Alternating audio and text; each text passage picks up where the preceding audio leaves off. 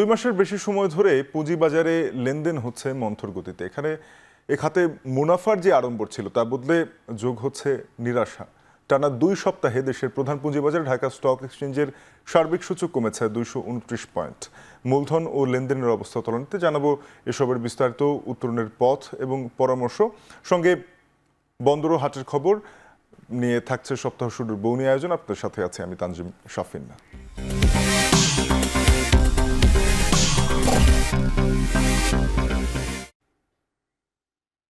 টানা 2 সপ্তাহ ধরে দরপতন অব্যাহত পুঁজিবাজারে সূচক নেমেছে 5,000 পয়েন্টের নিচে। লেনদেন হচ্ছে প্রায়শই 400 কোটি টাকার নিচে। আমরা বছর জুড়ে যেই পুঁজিবাজারের চিত্র, অর্থাৎ আমরা সার্বিক সূচক ডিএসই এক্স এর যেই গ্রাফ সেটি দেখতে পাচ্ছি। আমরা দেখছি যে 2024-এর জুলাই মাসে যখন বাংলাদেশে একটি রাজনৈতিক পট পরিবর্তন হচ্ছিল, সেই সময়ে সূচক দাঁড়িয়েছিল 5,594 পয়েন্টে।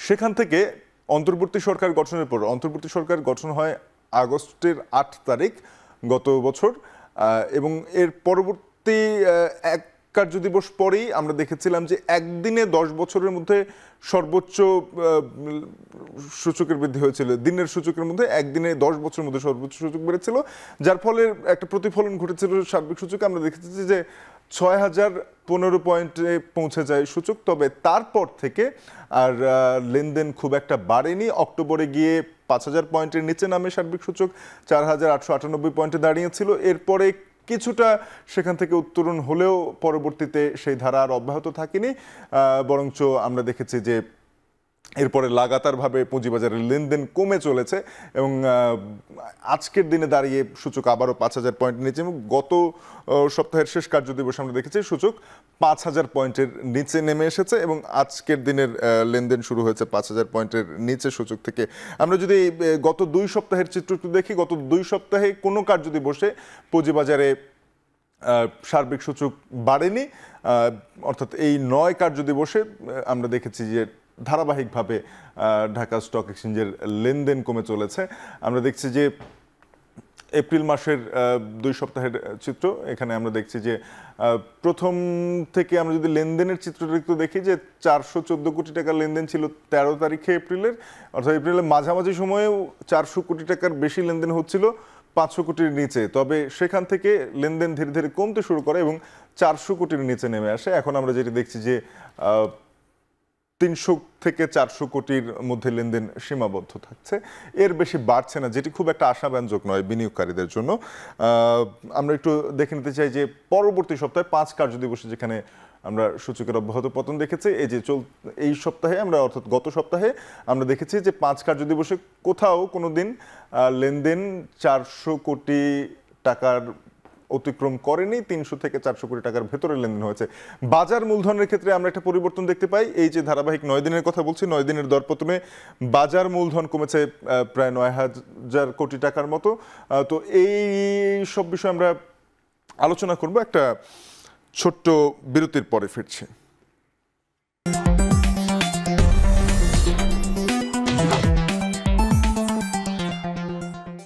ফিল্ম বিরতির পর দেখছেন বৌনি।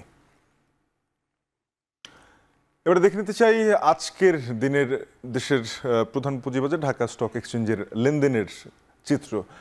এখনো পর্যন্ত সূচক, সার্বিক সূচক কমেছে 18.68 পয়েন্ট, দাঁড়িয়েছে 4,953.91 পয়েন্টে। সরিয়ে সূচক কমেছে 8.57 পয়েন্ট, দাঁড়িয়েছে 1,096.12 পয়েন্টে। এছাড়া ভালো ভিত্তির প্রতিষ্ঠান নিয়ে DS30 সূচকটিও কমেছে 7 পয়েন্টের বেশি, দাঁড়িয়েছে 1,837.86 পয়েন্টে।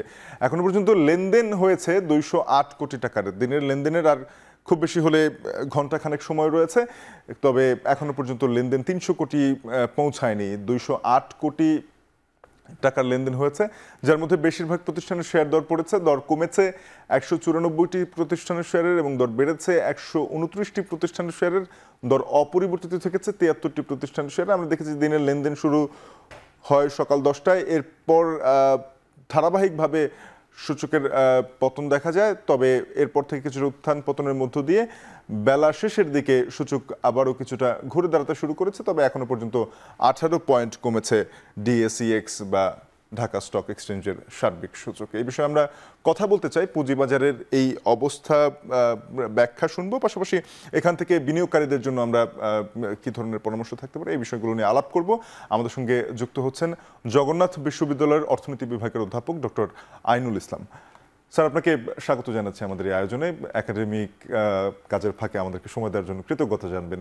স্যার, জানতে চাচ্ছিলাম যে পুঁজিবাজারে একটা আশার সঞ্চার হয়েছিল গত বছরের রাজনৈতিক পট পরিবর্তনের পরে। অনেকেই ভাবছিলেন যে এখান থেকে হয়তো পুঁজিবাজারের নতুন একটা অধ্যায়ের শুরু হতে যাচ্ছে, কিন্তু সেই নতুন অধ্যায়ের শুরুটা বোধহয় হলো না। স্যার, কেমনভাবে দেখছেন বর্তমান চিত্রটিকে? সেটা তো আমরা দেখতেই পাচ্ছি, এবং গণমাধ্যমে এবং বিনিয়োগকারীদের যে আস্থাহীনতা এবং তাদের মধ্যে যে অস্থিরতা, এটা আমরা লক্ষ্য করছি। এবং আসলে প্রত্যাশা ছিল, এবং পাশাপাশিভাবে যে বিশ্ব অর্থনীতির সঙ্গেও কিন্তু অনেকটা আমাদের পুঁজিবাজার যে এটার বাইরে না, সেখানে সারা বিশ্বে কিন্তু এখন পুঁজিবাজারের অবস্থা একটা টালমাটাল অবস্থা। পাশাপাশি বাংলাদেশে বিশেষ করে বিনিয়োগকারীরা কোনোভাবেই আস্থায় আসতে পারছে না। এটির বিভিন্ন কারণ অবশ্যই আছে, যেখানে কিছুটা অনিয়ম ছিল, স্বচ্ছতার অভাব ছিল, এবং এই জায়গাগুলোর কারণে কিন্তু পুঁজিবাজারে নতুন বিনিয়োগকারীরা আসছে না, এবং যারা আছে তারাও কিন্তু খুব একটা আস্থায় নিতে পারছে না। সুতরাং এইসব কারণে পাশাপাশি অন্যান্য কিছু কারণ আছে, যেটা আমি বলবো যে ফ্লোর প্রাইসটা যে সরিয়ে নেওয়া হয়েছে, এবং এখানে একটু চিন্তার বিষয় ছিল। পাশাপাশি আমি বলবো যে গেইন সিলিংটা এবং লস সিলিংটা যেটা 10% করা আছে, এটা বোধহয় আরও কমিয়ে দিলে বোধহয় ভালো হতো বিনিয়োগকারীদের জন্য। এবং আমি আরেকটি কথা বলবো যে আসলে বিনিয়োগকারীদের এবং ব্রোকার হাউসদের সঙ্গে বসে এটা থেকে উত্তরণের উপায়গুলো আমার মনে হয় যে খুঁজে বের করা উচিত।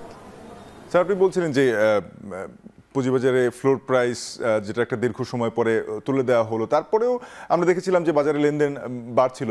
এখানে আপনি ঊর্ধ্বসীমা এবং নিম্নসীমার কথা বলছিলেন ট্রেডের।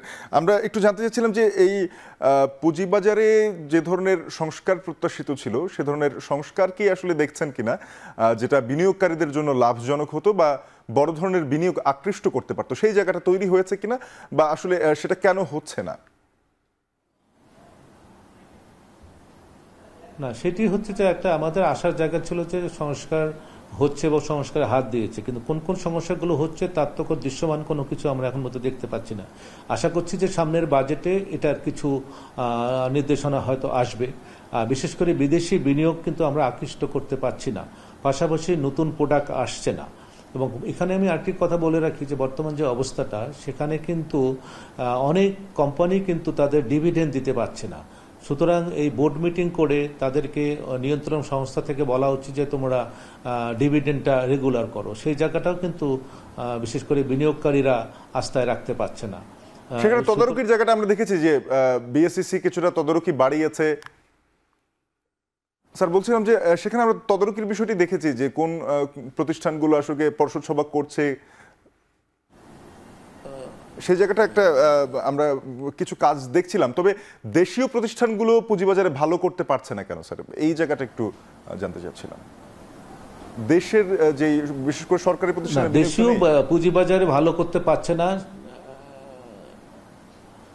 সরকারি প্রতিষ্ঠানগুলো তো এখন কিন্তু তারা কিন্তু চিন্তা ভাবনা করছে কিভাবে বিনিয়োগকারীদের আস্থা নিয়ে আসা যায়, এবং তাদের যে প্রোডাক্ট আছে সেই প্রোডাক্টটা বাজারে কাজ করে, সেটা কিন্তু কাজ করছে তারা কিন্তু। সুতরাং এটি হয়তো সময় লাগবে, কিন্তু বিশেষ করে আমাদের যে বিনিয়োগকারীদের মধ্যে যে আস্থাহীনতা, বিশেষ করে রাজনৈতিক অস্থিরতার, এবং এটি যদি যতক্ষণ পর্যন্ত রাজনৈতিক একটা নিশ্চয়তার দিকে না যাবে ততক্ষণ পর্যন্ত কিন্তু পুঁজিবাজার এটা এতটা সেন্সিটিভ একটা মার্কেট, সেখানে কিন্তু মানুষ অনেক কিছু চিন্তা করে।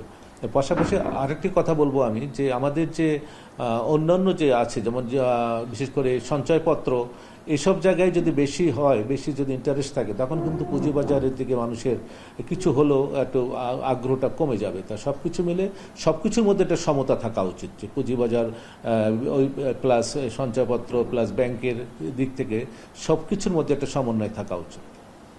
স্যার, আপনাকে অসংখ্য ধন্যবাদ আমাদের সঙ্গে যুক্ত হওয়ার জন্য এবং আমাদেরকে আপনার যে মতামত সেটা জানানোর জন্য। আমাদের সঙ্গে যুক্ত হয়েছিলেন জগন্নাথ বিশ্ববিদ্যালয়ের অর্থনীতি বিভাগের অধ্যাপক ডক্টর আইনুল ইসলাম।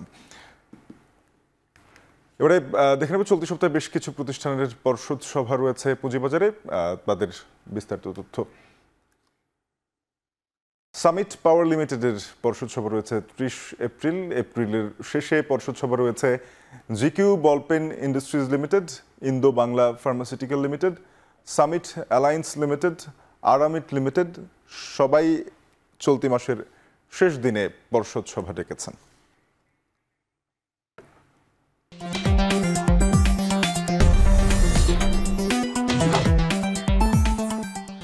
বিরতির পরে আবারও স্বাগত, দেখছেন বৌনি।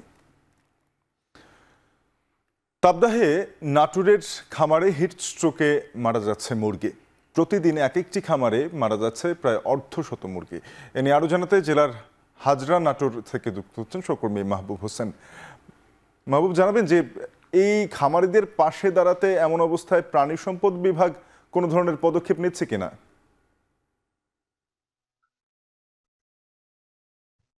শাফিন, আপনি জানেন যে উত্তর জেলার নাটোরে এখন কিন্তু গত এক সপ্তাহ ধরে তীব্র তাপদাহ চলছে। এই তাপদাহের কারণে যারা লেয়ার, ব্রয়লার এবং সোনালী মুরগির যারা খামারিরা রয়েছেন তারা কিন্তু বেশ বিপাকে পড়েছেন। দেখতে পাচ্ছেন যে আমি একটি খামারে রয়েছি, এই খামারে যে সোনালী মুরগির খামার, এখানে কিন্তু কয়েকটি ফ্যান দিয়ে তারা এই মুরগিগুলোকে তারা বাঁচানোর চেষ্টা করছে। তো এরকম একই চিত্র কিন্তু আমরা জেলার যে বিভিন্ন খামার রয়েছে সেই খামারগুলোতে ঘুরে দেখেছি এবং প্রতিদিন কিন্তু 100-150 পর্যন্ত মুরগি মারা যাচ্ছে হিট স্ট্রোকে। খামারিরা তারা আমাদেরকে এমনটি জানিয়েছেন। এবং আপনাকে আরেকটু জানিয়ে রাখি যে এই প্রতিটি মুরগি কিন্তু তাদের লালন পালন করতে গিয়ে প্রায় 200 থেকে 210 টাকা পর্যন্ত খরচ হচ্ছে। অর্থাৎ একটি মুরগি যদি মারা যায় তাহলে সেই খামারিকে 210 টাকা লস করতে হচ্ছে একটি মুরগির পিছনে।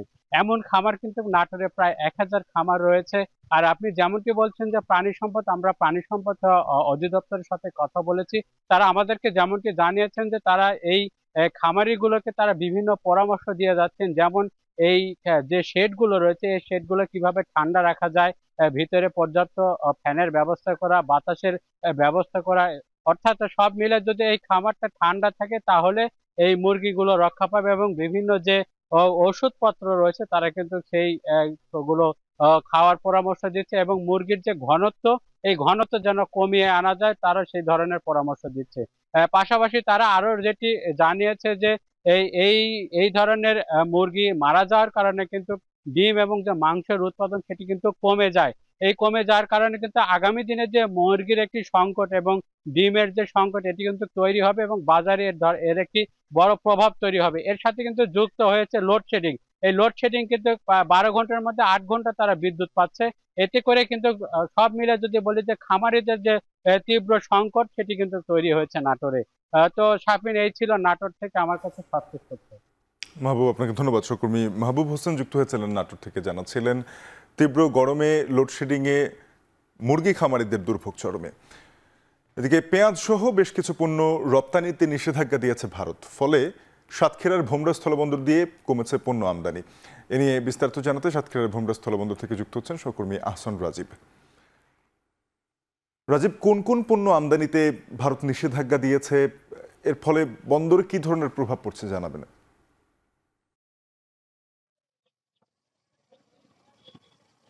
শাফিন, মূলত এখানে সাতক্ষীরার ভোমরা স্থলবন্দর দিয়ে পেঁয়াজ সহ বেশ কিছু কাঁচা পণ্য এবং পাথর আমদানি হয়ে থাকে।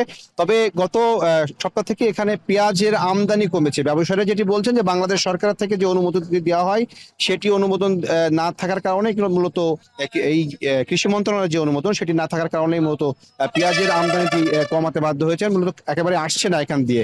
এছাড়া ভারত থেকে ভারতের যে বাজারে সেখানে দাম বেশি থাকার কারণে মূলত পেঁয়াজটি এই বন্দরে আসছে না। এছাড়া এখানে অন্যান্য যে সমস্ত পণ্য রয়েছে তার ভিতরে পাথর বা অন্যান্য এখানে গমের ভুসি সহ বিভিন্ন খোল সহ বিভিন্ন পণ্য কিন্তু আসছে। কয়েক মাস আগে এখানে বিপুল পরিমাণ চাল আমদানি হলেও গত 15 এপ্রিল থেকে কিন্তু চাল আমদানি বন্ধ রয়েছে, যার কারণেই মূলত এই বন্দরের আমদানির যে পরিমাণ সেটি কমেছে। এখানে প্রতিদিন 200 থেকে 250 ট্রাক পণ্য আমদানি হলেও বর্তমানে এখানে পণ্য আমদানি হচ্ছে 100 থেকে 30 ট্রাক পর্যন্ত। বন্দরের এই যে আমদানি কমলেও কিন্তু রপ্তানি কার্যক্রম স্বাভাবিক রয়েছে। বাংলাদেশ থেকে যে পণ্যগুলো ভারতে রপ্তানি হয়ে থাকে সেগুলো রপ্তানি স্বাভাবিক রয়েছে এবং সেটি কিন্তু প্রতিনিয়ত বাড়ছে বলে জানিয়েছেন রাজস্ব বিভাগের কর্মকর্তারা। তারা বলছেন যে এখানে সার্বিক যে রাজস্ব আদায় সেটি কিন্তু বৃদ্ধি পাচ্ছে। গত অর্থ বছরে একই সময়ে এখানে মার্চ মাস পর্যন্ত এখানে রাজস্ব আদায় হয়েছিল প্রায় 800 কোটি টাকা, সেটি এবছর বেড়ে 830 কোটি টাকা হয়েছে। একই সাথে এই বন্দরের এবছরের রাজস্ব আদায়ের লক্ষ্যমাত্রা রয়েছে 946 কোটি টাকা, সেটি পূরণ হবে। পাশাপাশি এই যে রাজস্ব আয় আরো বৃদ্ধি পাবে এমনটি কিন্তু বলছেন এখানকার রাজস্ব কর্তৃপক্ষ। তো সব মিলে এই ছিল আমার কাছে সাতক্ষীরার ভোমরা স্থলবন্দর থেকে আমদানি রপ্তানি পরিস্থিতির সবশেষ তথ্য।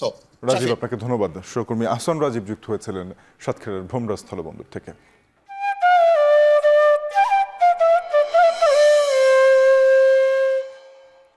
নিরাপদ উপায়ে গবাদি পশু লালন পালন, মাংস ও দুগ্ধজাত পণ্য উৎপাদন এবং বাজারজাতকরণের লক্ষ্যে বগুড়ায় শুরু হয়েছে প্রাণী সম্পদ উন্নয়ন ও উদ্যোক্তা মেলা।